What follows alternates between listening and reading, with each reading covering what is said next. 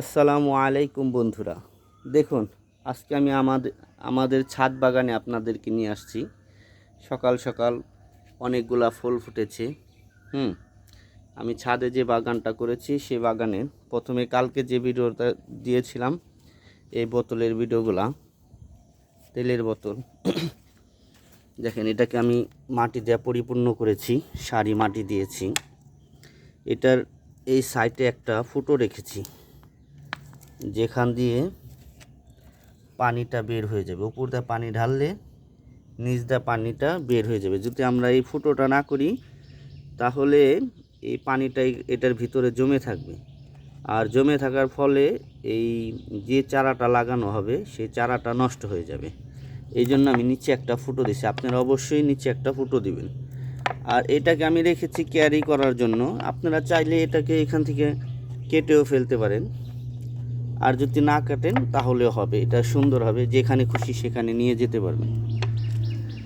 আর এই যে দেখেন ভাই, আমাদের একটা শশা গাছ লাগাইছি। এই শশা গাছে আপনার ফুল এসেছে, এখনও শশা ধরে নাই। আমি একটা মাচাও দিতেছি।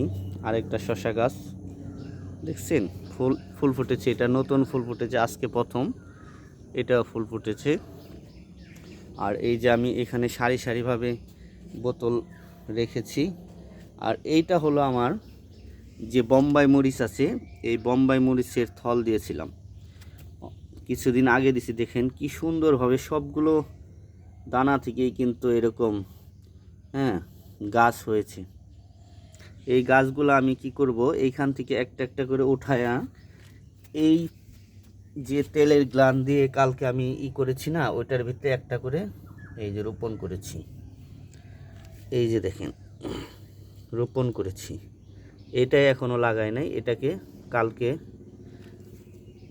কালকে এনে এখনও এটায় মাটি দিছি, পানি দিয়েছি, যেন এটা সুন্দরভাবে আগে মাটিটা জমে এটার ভিতরে। এরপরে আমি কি করব, আপনাদের জন্য এটার ভিতরে আমি গাছ লাগাবো। আজকে গাছ লাগাবো।